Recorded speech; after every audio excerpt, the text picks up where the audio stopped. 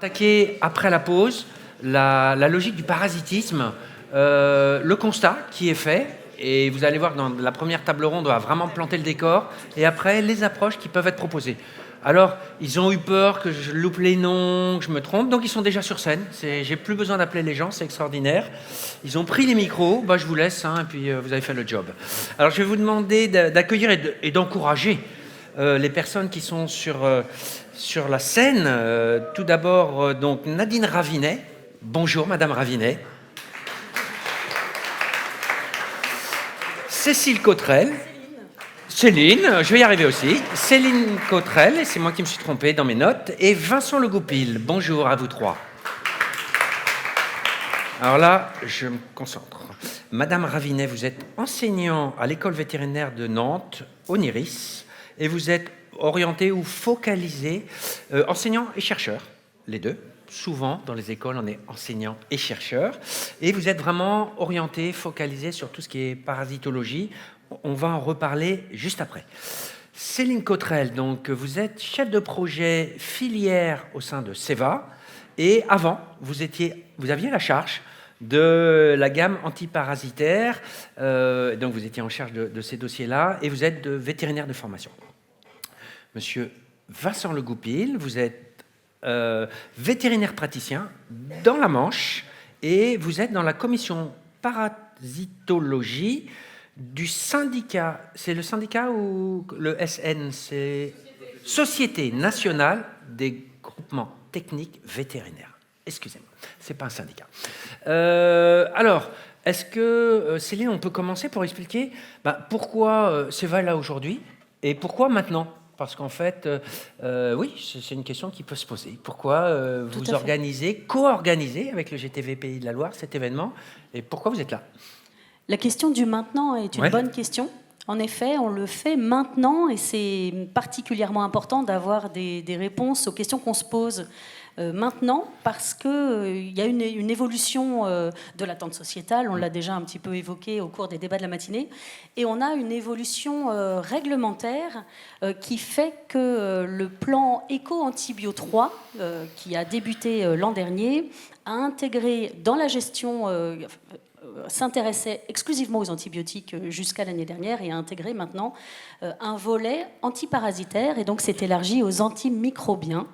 Donc c'est une action un petit peu plus large qui concerne effectivement les molécules, les principes actifs qu'on peut utiliser dans l'élevage et qui sont, on va le voir juste après, un mal nécessaire qu'il faut qu'on utilise à bon escient. Donc la question de cet événement se posait maintenant et c'est la raison pour laquelle on voulait aussi réunir tous les partenaires des élevages. C'est parce que l'État nous demande de mettre en place les bonnes pratiques d'utilisation des antiparasitaires, en particulier chez les ruminants qui pâturent. Et pour ça, il fallait que nous alignions les connaissances de tous les intervenants dans l'élevage. Et c'est la raison pour laquelle cet événement a lieu maintenant. Pourquoi nous? Pourquoi Seva Santé Animale? Parce que c'est un dossier qui nous tient à cœur, sur lequel on a travaillé depuis longtemps, sur lequel on est partenaire avec les GTV Pays de la Loire depuis quelques années. Et nous voulions aussi être en adéquation avec ce qu'on va demander à la filière, aux éleveurs, aux vétérinaires, aux industriels, de mettre en œuvre sur les bonnes pratiques d'utilisation des antiparasitaires chez les ruminants qui pâturent. D'accord. Et tout ce qu'on va voir, il y a aussi beaucoup de travaux qui ont été menés depuis de longues années avec vos partenaires. On va le voir plus en détail juste après. Madame Ravinet, à quel type de parasites les bovins doivent-ils faire face quand ils pâturent? Vous m'entendez? Très bien. On compte le menton, okay. Impeccable. Et voilà, c'est parti. Donc il doit faire face à plein de parasites, des parasites externes qui vont rester à l'extérieur de l'animal et des parasites internes. Je vous propose qu'on se concentre peut-être plus sur les parasites internes, puisque en fait ça va être eux qui sont liés à l'ingestion de l'herbe, et donc vu qu'on parle de pâturage, on parle d'ingestion d'herbe. Donc selon moi, il y en a 4 majeurs qu'il faut citer là. Voilà, Vincent, tu pourras me dire si je suis encore connectée à la réalité ou pas.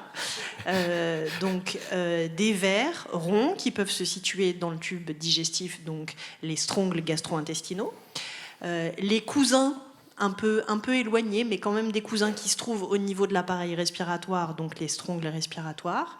Et puis d'autres vers qui vont se localiser dans le foie, comme la grande douve du foie, ou dans la panse, comme le parenphystome.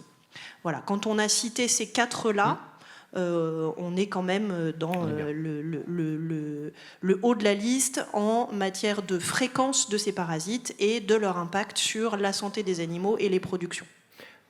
Pour les strongs qui sont dans le tube digestif que vous évoquiez, quel lien avec le pâturage? Parce que quel est le cycle finalement du parasite et comment on fait ce lien entre le pâturage et le parasite qui est à l'intérieur de l'animal, vous l'avez rappelé? Alors c'est un lien qui est très très intime puisque les animaux s'infestent en ingérant de l'herbe dans laquelle se trouvent les larves infestantes de ces parasites. Donc ensuite, ces larves gagnent le tube digestif, donc notamment l'estomac, la caillette et ensuite l'intestin. Donc suivant à quel type de strong digestif on a affaire, ça se localise soit dans la caillette, soit un peu plus loin dans l'intestin. Là, ils s'installent, ils passent au stade adulte, ils se reproduisent, ils pondent des œufs. Ces œufs sont emportés dans le transit digestif et sont donc remis sur la pâture via les bouses. D'accord. Et dans les bouses, ils évoluent en larves, puis ces larves gagnent l'herbe adjacente et elles sont à nouveau ingérées. Ces strongs digestifs, en fait, leur spécificité et ce qui crée leur importance, c'est qu'il y en a absolument partout. Dès lors qu'un troupeau pâture, il y aura forcément une infestation par les strongs gastro-intestinaux. Et donc, c'est aussi pour ça que c'est un modèle en matière de lutte raisonnée, c'est-à-dire il y en a partout. Donc, si partout on applique la même recette et que cette recette, en plus, contient une forte fréquence de médicaments, en gros, on court à la catastrophe. Voilà. Donc, le titre est bon. Les vaches qui pâturent sont parasitées, on le confirme. On le confirme.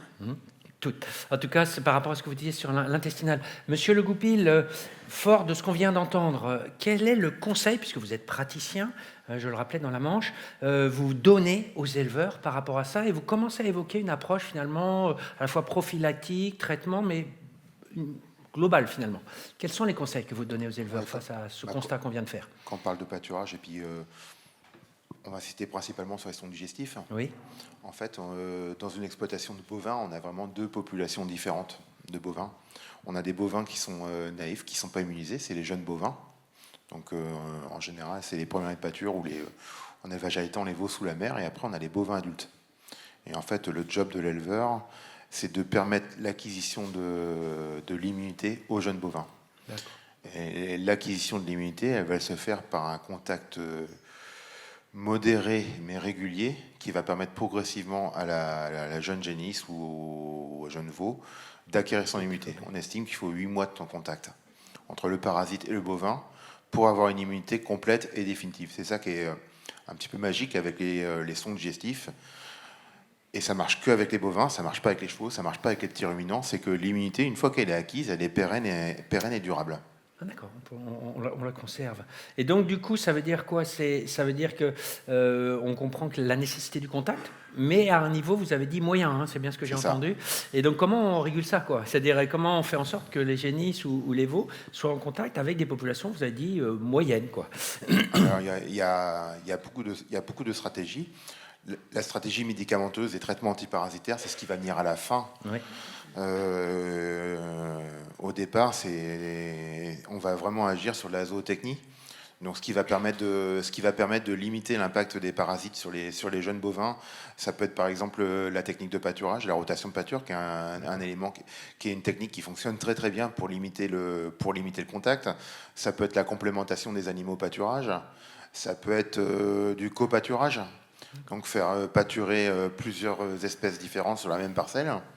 Ça peut être aussi de faire pâturer des animaux immunisés, des animaux non immunisés sur la parcelle. Typiquement, c'est les vaches allaitantes qui pâturent avec leurs petits veaux sous la mer. D'accord. Donc les petits veaux en fait vont bénéficier de l'immunité des vaches adultes pour limiter la charge parasitaire sur la parcelle. Et Madame Ravinet, du coup, par rapport à ce qu'on voit là, hein, Monsieur Le Goupil vient de nous dire en tant que praticien comment il faisait sur le terrain avec les éleveurs. Quel est pour vous l'intérêt de cette approche qui est raisonnée? Enfin, moi, je crois qu'il y a quand même dans ce que vous dites, n'est-ce pas, Monsieur Le Goupil, une logique de raisonnement. Enfin, c'est global, mais c'est raisonné. C'est surtout raisonné. Est-ce que vous êtes aussi dans cette logique-là, hein, puisqu'on a vu qu'il y avait des traitements, mais que c'était une des solutions, mais il y a plein d'autres choses avant? Oui, complètement. Ouais, vous êtes dans. Donc, et comment vous le travaillez en termes de levier, finalement, qu'il faudrait activer pour que la prise en compte dans ce qu'on dit se fasse plus vite, plus fort auprès des éleveurs, la connaissance, le partage de connaissances? Comment ça se fait? Et même les vétérinaires, peut-être, je ne sais pas. Pour aboutir à un usage plus raisonné. Oui, c'est-à-dire une connaissance de tout ce qu'on est en train de se dire, de la prophylaxie, de la zootechnie, de cette approche finalement plus globale que juste un produit pour traiter, en termes de comment on peut faire pour développer ça plus vite, plus fort auprès des vétérinaires, des éleveurs. Par où ça passe? Alors, évidemment que le premier canal, c'est la transmission des connaissances.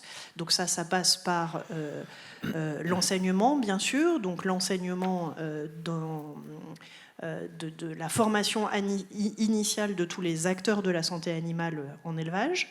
La formation continue des gens qui sont donc déjà professionnels de ce secteur-là. Voilà, donc ça c'est vraiment le canal principal. On se rend compte quand même que cette transmission est insuffisante pour beaucoup de raisons. Peut-être la première est que on parle d'une maîtrise raisonnée de ce parasitisme de pâturage, et en fait maîtrise raisonnée, dans le cas dans lequel on est, ça veut aussi dire complexité. Oui, on a entendu ça. Et cette complexité, évidemment qu'elle peut se transmettre par des explications, par toutes les répétitions qu'il faut, mais plus c'est complexe et plus c'est difficile, évidemment, à adopter, surtout quand on est face à un secteur professionnel où ce qui est prôné en premier et depuis longtemps, c'est la simplification des pratiques. Et donc là, on arrive avec une grande complexité associée à un risque important, dans un milieu où la simplification des pratiques est recherchée, puisqu'on est face à des professionnels qui ont déjà énormément de travail. Donc on arrive un peu à contre-courant. Donc on est dans une situation où il faut réussir à créer cette niche à la complexité pour assurer le futur. C'est pas très facile. Non, parce qu'il y a quand même une logique de durabilité dans le sens durabilité des solutions qui sont proposées. Vous l'avez évoqué par rapport au phénomène de résistance qui, plus les produits sont utilisés pour peu que ce soit le même ou la même famille chimique, ça développe des résistances chez les parasites. Oui, complètement. Hein, donc ça s'inscrit finalement dans une approche durable aussi. Est-ce que le réglementaire est un moyen? Enfin, Céline nous a dit tout à l'heure, maintenant il y a une pression réglementaire peut-être plus forte aussi. Vous avez évoqué un plan antérieur sur d'autres familles de produits. Est-ce que c'est un des leviers aussi, le réglementaire?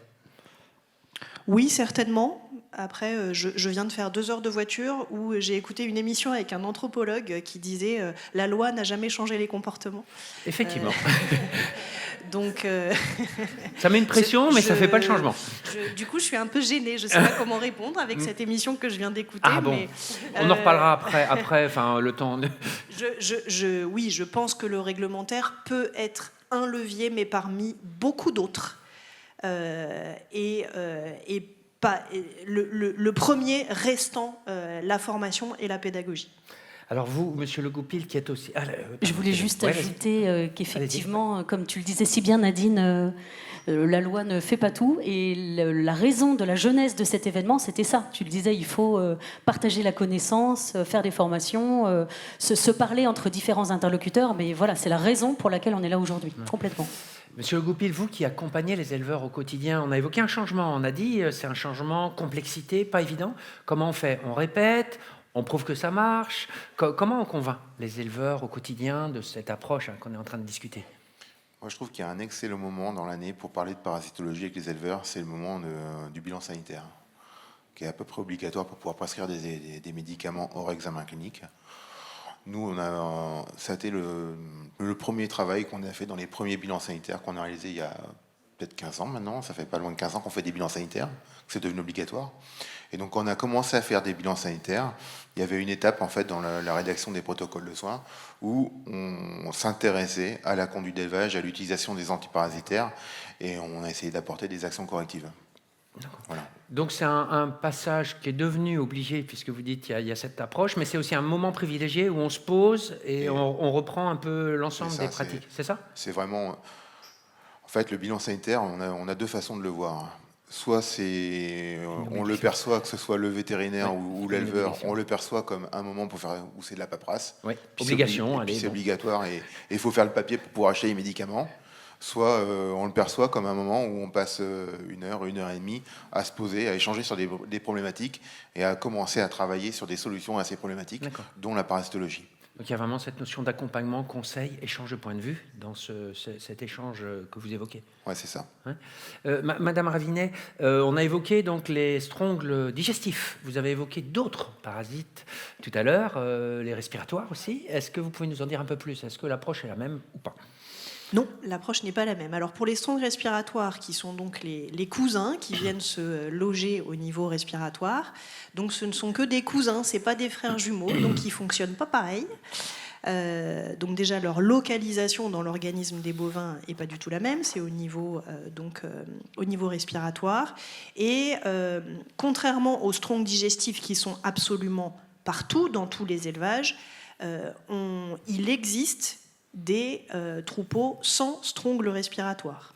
Alors, ou en tout cas, à un niveau tellement faible que certains éleveurs disent « j'ai jamais eu de dictiocolose chez moi ». Alors, vous allez me dire que ça dépend des régions. J'ai quelques collègues auvergnats qui disent « je ne soigne pas de dictiocolose dans ma clientèle ». Peut-être que ici, dans le nord-ouest de la France, c'est peut-être plus compliqué de trouver un élevage sans strong respiratoire. En tout cas, ça existe. Et par ailleurs, c'est un parasite qui va trouver des fenêtres d'opportunité pour exploser en termes de recyclage et de multiplication. Et donc, on est beaucoup plus en termes d'expression chez l'animal, sur du on-off, c'est-à-dire très rapidement, on va se retrouver dans des situations avec des symptômes forts, compliqués pour les animaux, qui nécessitent une intervention rapide. Alors que pour les strong digestifs, on est dans une situation où ça se recycle. Il y a d'abord des conséquences insidieuses, pas très visibles, et puis si ça s'aggrave, les animaux finissent par tomber malades. Mais donc, vous voyez qu'on une dynamique complètement différente. On est sur deux dynamiques complètement différentes, et donc deux réactivités complètement différentes pour les éleveurs et pour les vétérinaires. Et du coup, là, est-ce qu'il y a la logique de prédiction ? C'est-à-dire que vous dites ils sont dans l'organisme, mais ils ne s'expriment pas, enfin, il n'y a pas les conditions pour qu'ils se développent fortement. C'est bien ça que j'entends ? Alors, la prédiction du risque... Oui, du risque, hein, là, pour le coup. Ouais. Du risque pour les performances et la santé des animaux. On n'est pas trop mauvais pour la faire pour les strong gastro-intestinaux. Ça nécessite une certaine gymnastique et une certaine connaissance de ces parasites, mais on peut se faire aider par des outils informatiques de prédiction du risque. Ouais. Pour les strongles respiratoires, on est très mauvais dans la prédiction du risque. Donc vous travaillez là-dessus ? Non. Bah ok. Bon, moi je vais partir. Mince. Est-ce qu'il y a des gens qui travaillent ? Vous avez connaissance de Oui, il y a des équipes allemandes qui travaillent là-dessus, mais ils sont pas mal en échec, les pauvres. Bon, on oublie alors, on l'a pas entendu. Voilà, donc la prédiction est extrêmement complexe puisque c'est un parasite qui utilise des fenêtres d'opportunité et dans chacune de ces fenêtres, il y a énormément de facteurs qui interviennent, la météo, etc. Et donc c'est très très difficile à prédire. Oui.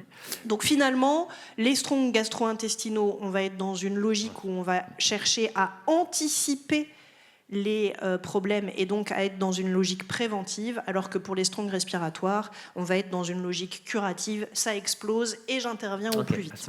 C'est un peu caricatural de dire ça, mais... Moi j'ai compris. C'est un bon exemple. Donc au Grand Douve du Foie, Paremphystome, vous avez évoqué aussi un peu. Est-ce qu'on peut brièvement dire comment on intervient et un peu la dynamique pour ces deux parasites?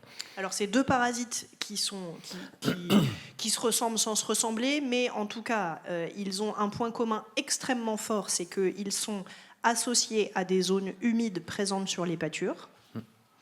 Donc d'un point de vue épidémiologique, c'est essentiel de savoir qu'il y a ce côté environnement qui est extrêmement fort et donc qui entre aussi dans la démarche diagnostique de ces parasites. Il y a une démarche diagnostique bien évidemment liée à l'animal. Les animaux sont-ils infestés ou pas? Et il y a une démarche diagnostique environnementale. Est-ce que ces animaux évoluent dans un environnement apte à transmettre le parasite? Donc là, on prédit mieux. On prédit un peu mieux parce qu'on connaît assez bien l'épidémiologie de ces deux maladies. Monsieur Le Goupil, en tant que praticien, on croit percevoir finalement dans ce raisonnement une approche qui aurait pu être systématique et massive et collective. Est-ce qu'on va vers des approches plus spécifiques, alors le parasite, mais aussi sélectif sur les animaux dans ce qu'on décrit là? C'est vraiment la démarche d'avenir. Ouais. L'idée en fait, c'est par animal, quoi. On raisonne quasiment. C'est d'essayer à ça. Il y a un peu un paradigme en parasito. On dit que 20% des animaux hébergent 80% des parasites. Ah ouais, la règle des 20-80. L'idée, c'est d'aller chercher les 20%. D'accord. Donc, plus sélectif. Alors, sur les stroncs digestifs, on a les outils pour, grâce à Nadine, en tout cas pour la vache laitière. Sur les génisses, sur les jeunes bovins, on commence à avoir des outils prédictifs pour aller chercher les animaux qui vont être plus sensibles, en tout cas les moins résilients aux parasites, et aller faire du traitement sélectif, notamment avec des mesures de GMQ en pâture. Ouais. Ça semble fonctionner. Là où c'est un peu plus compliqué, c'est sur les trématodes. Le traitement sélectif des animaux sur les trématodes, c'est vraiment, je pense que c'est quelque chose qu'il faut qu'on arrive à faire. Pour l'instant, on n'a pas les billes pour aller chercher les animaux qui sont parasités par les trématodes et traiter spécifiquement ces animaux-là. Le traitement sélectif, c'est vraiment quelque chose qui est important, qui est à développer à l'avenir. C'est presque la seule façon qui nous permettra de préserver l'efficacité des antiparasitaires dans les années à venir. D'accord. Par rapport à ce changement, le CEVA, quel rôle vous jouez? Parce qu'on voit qu'il y a un changement de pratique, de raisonnement. Et vous, voilà, quel rôle vous jouez dans ce changement? Et est-ce que ça va assez vite après? Est-ce que ça va assez vite? Je pense Votre rôle d'abord. Ça va jamais assez vite. Ah bon, donc faut ça plus vite, plus fort. Oui, okay. Effectivement, on a un rôle à jouer. Et on l'endosse, en particulier chez nous, chez CEVA Santé Animale, on est très attaché au fait de mettre à disposition des praticiens, des chercheurs aussi, enfin de financer la recherche déjà en amont. Oui. Ça nous tient beaucoup à cœur et on le fait de façon très significative sur la parasito et sur d'autres sujets bien évidemment. Et on met à disposition des praticiens les médicaments qui permettent leur usage raisonné, ce qui n'est pas une évidence, ça ne coule pas de source. Il faut effectivement, nous aussi, de notre côté, en tant qu'industriels de l'industrie pharmaceutique, se poser les bonnes questions pour mettre à disposition sur le marché des éleveurs, des vétérinaires, des conseillers d'élevage, les bons médicaments.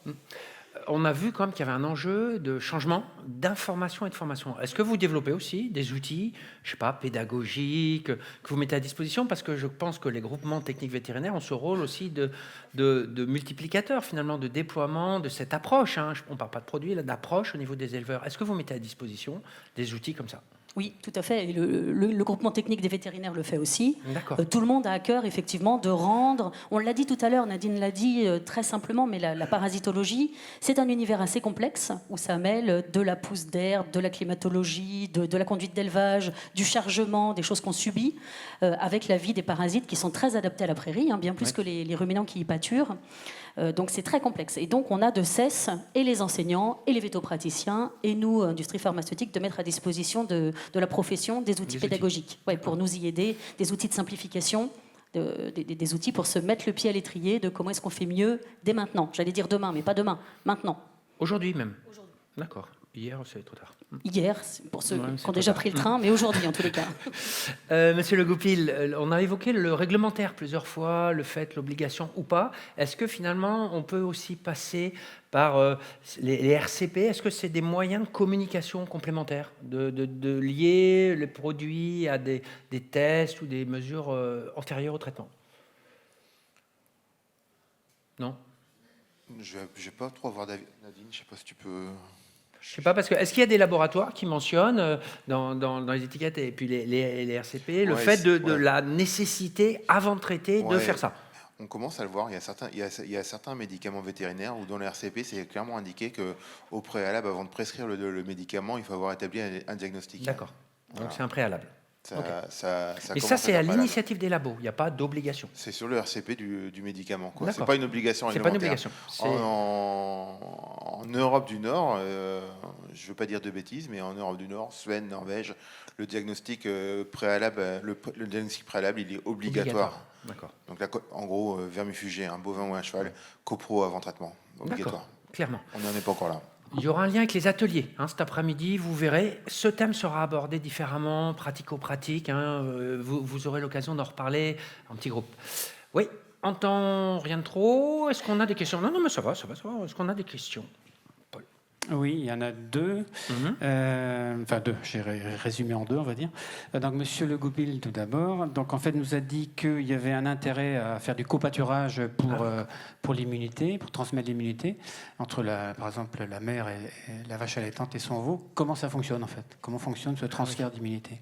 C'est pas un transfert d'immunité. En fait, le fait de faire pâturer des bovins adultes avec des jeunes bovins, ce qui va se passer, c'est que ça va limiter le contact parasitaire entre le jeune bovin et les parasites. Parce qu'en fait, le bovin adulte qui est immunisé, lui, il va manger les larves sur la parcelle. Sauf que comme il est immunisé, derrière, il ne recrache pas d'œufs. Donc, il décontamine la parcelle. Ce qui fait qu'en fait, il fait diminuer le risque parasitaire pour le jeune bovin. D'accord, c'est la charge qui diminue, quoi. Voilà. Et une autre question de ma part, je vais essayer de faire celui qui connaît quelque chose. Il est le privilégié, il fait les questions lui-même maintenant.